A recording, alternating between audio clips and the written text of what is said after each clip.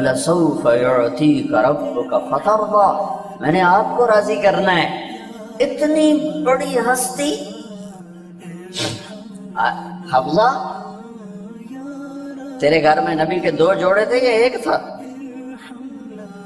ایک تھا کہ اسی کو خود دھوتے تھے، نوکر نہیں دھوتا تھا، بیگم نے خود دھوتے تھے، سکھاتے تھے، پہن کے باہر آتے تھے۔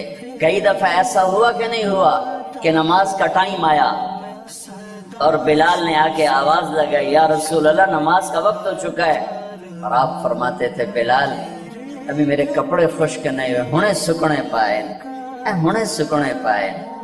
علی گلین میں آ جانا، نماز لیٹ ہو جاتی تھی، کپڑے خشک نہیں ہوتے تھے۔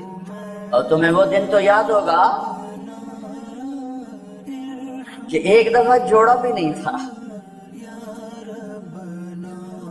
ایک چادر ہی تھی، اسی کو گلے میں اور بدن پہ لپیٹ کے نماز پڑھائی تھی۔ اور تمہیں وہ بھی یاد ہوگا کہ ایک دفعہ چادر بھی نہیں تھی تو ایک انصاری عورت سے کپڑے ادھار مانگ کے جا کے نماز پڑھائی تھی۔ تم محل بنا کے تکبر میں آتے ہو کہ ساڈا محل ویکھو، ساڈا سیٹ اپ ویکھو، ساڈا سٹیٹس ویکھو۔ لعنت ہے تمہاری اس سوچ پر کہ تم نے پیسے کو سٹیٹس بنایا ہے، تم نے سونے چاندی کو سٹیٹس بنایا ہے، تم نے اپنی فیکٹری بنگلوں کو اور گاڑیوں کو سٹیٹس بنایا ہے۔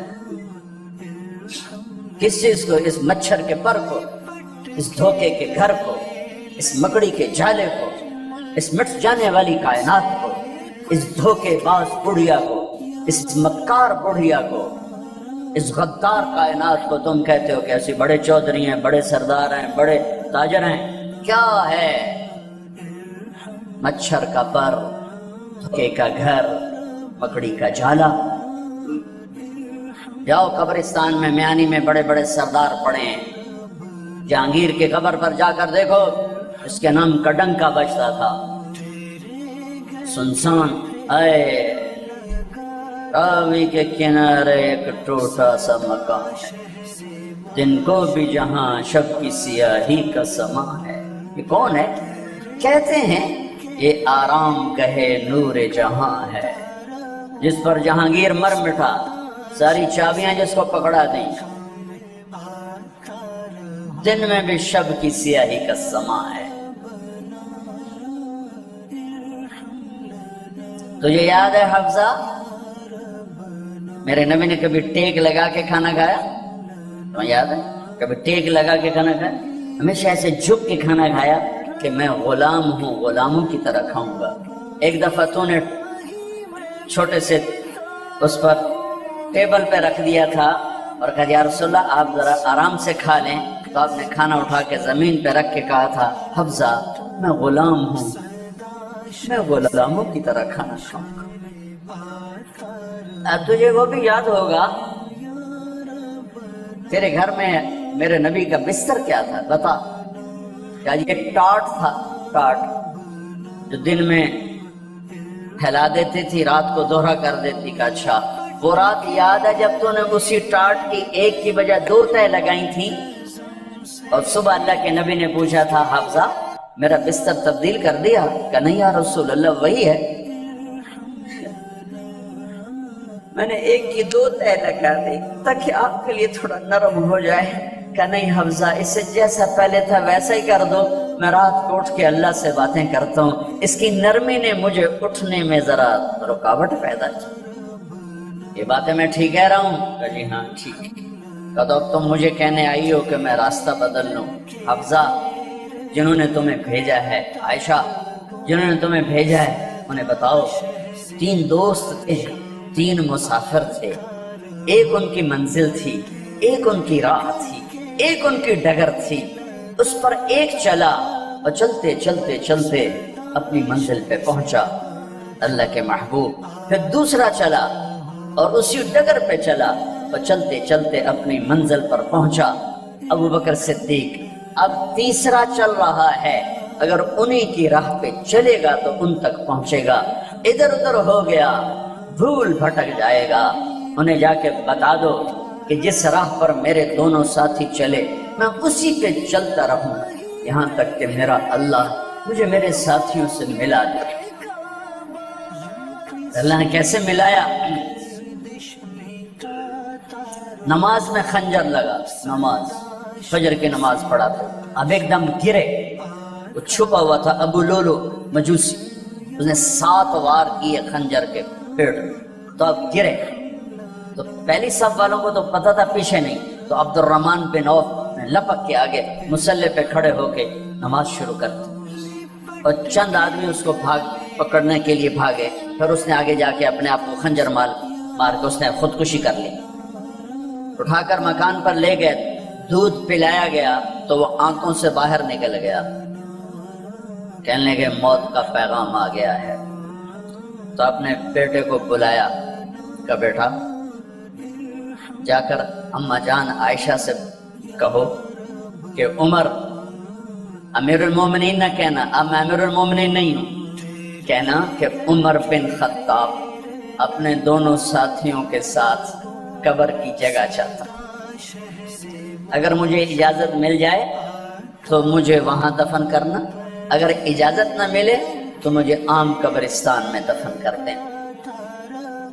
عبداللہ بن عمر تشریف لے گئے تو اماں عائشہ بیٹھی رو رہی تھی کہ اماں جان میرا باپ عمر بن خطاب اجازت چاہتا ہے قبر کی اپنے دونوں ساتھیوں کے ساتھ، تو حضرت عائشہ رضی اللہ تعالیٰ عنہا رونے لگی، پہلے بھی رو رہی تھی، کہا عبداللہ یہ جگہ تو میں نے اپنے لیے رکھی ہوئی تھی کہ میں اپنے خامد اور باپ کے ساتھ میں بھی ایک کونے میں سو جاؤں گی، لیکن اگر عمر کی خواہش ہے تو اس جگہ کا عمر مجھ سے زیادہ حقدار۔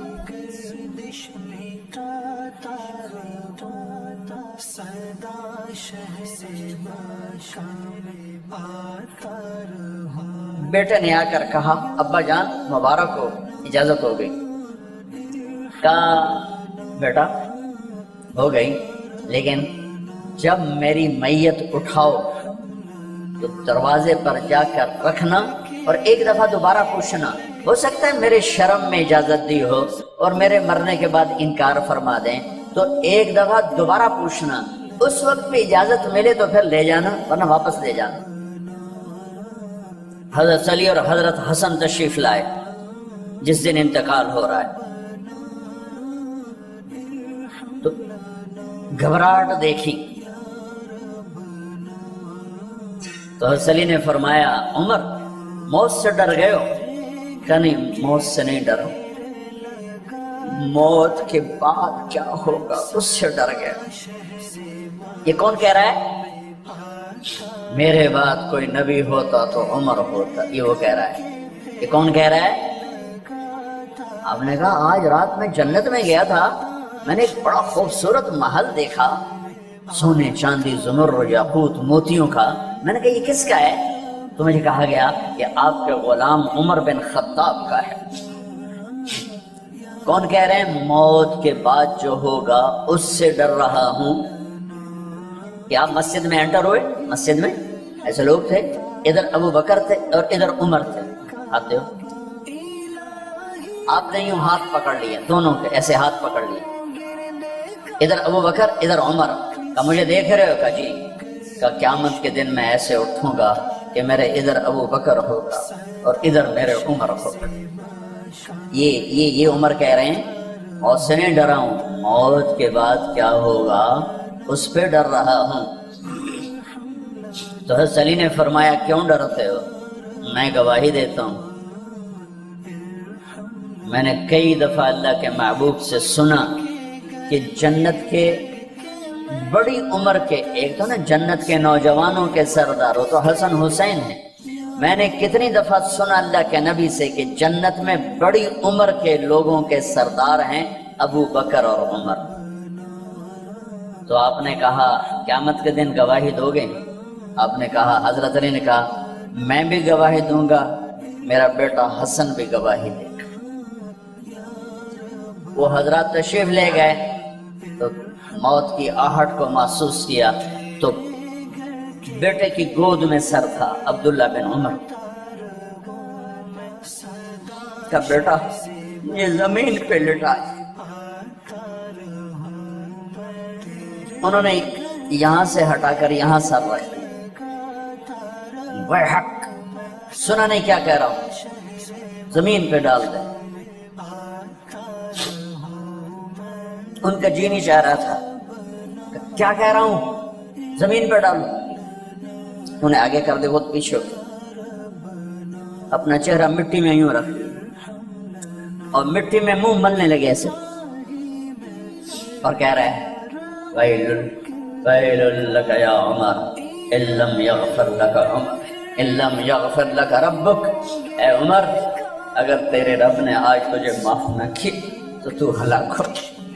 وَيْلٌ لَكَ وَلِأُمِّكَ وَيْلٌ لَكَ وَلِأُمِّكَ يَا عُمَرْ إِن لَّمْ يَغْفِرْ لَكَ رَبُّكَ، عمر اگر آج تجھے اللہ نے معاف نہ کی تو تو ہلاک ہو۔ اتنے بڑے مقام والے 1,24,000 میں ایک آدمی ہے مراد، جسے مانگا گیا ایک آدمی، یا اللہ عمر دے دے میرے اسلام کی بلندی کے لیے۔ وہ کہہ رہے ہیں وَيْلٌ لَكَ يَا عُمَرْ إِن لَّمْ يَغْفِرْ لَكَ رَبُّكَ،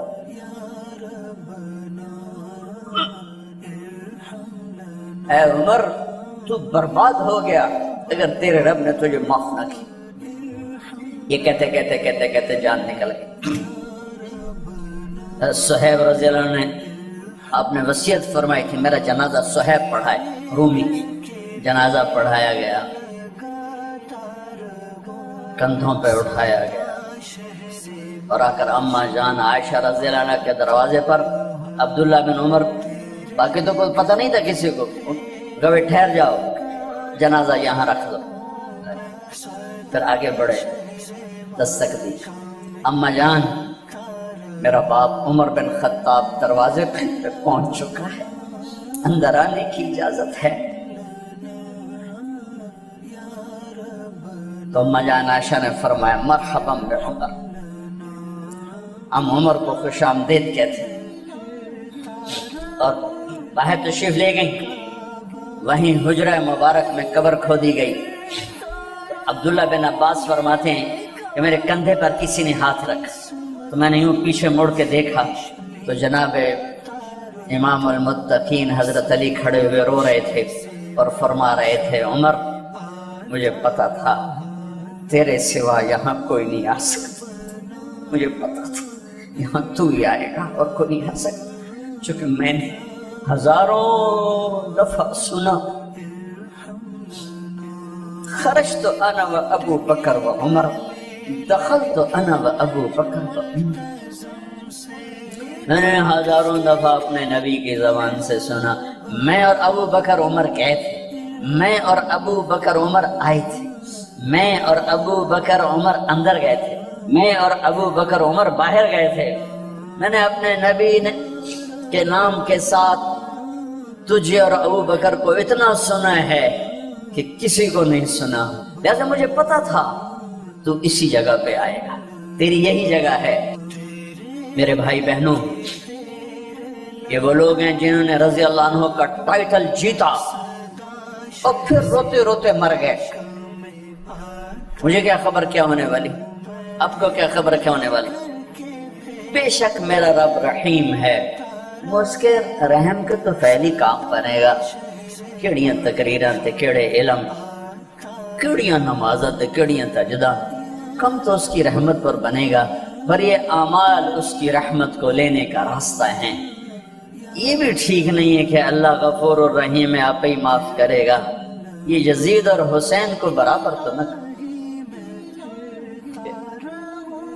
آل رسول کی بوٹی بوٹی نوچ دی جائے اس کی رضا کو ڈھونڈنے کے لیے۔ وہ نہیں کہہ سکتے تھے اللہ بڑا غفور الرحیم۔ اس لیے بھائی بہنوں، معاملہ بے شک اللہ کی ذات سے ہے، بڑا کریم ہے، آنسو دیکھنا چاہتا ہے، ندامت دیکھنا چاہتا ہے۔ کون ہے جس سے گناہ نہیں ہوتا؟ کون؟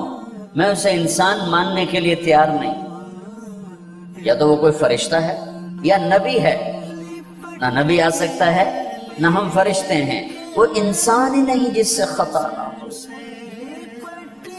لہٰذا میں اپنے رب کی قدرت پہ قربان جاؤں، رحمت پہ قربان جاؤں کہ اس نے توبہ کے لیے نہ عمر کی قید نہ عدد کی قید۔ ابھی تو 60 سال کا ہو گیا ہے، 70 سال کا ہو گیا، اب تیری کوئی توبہ نہیں، آخری سانس میں آ جا قبول ہے۔ ابھی تیری 100 دفعہ ٹوٹ چکی ہے توبہ، اب 101 دفعہ قبول نہیں، 1 کروڑ دفعہ توڑ کے آ جا قبول ہے۔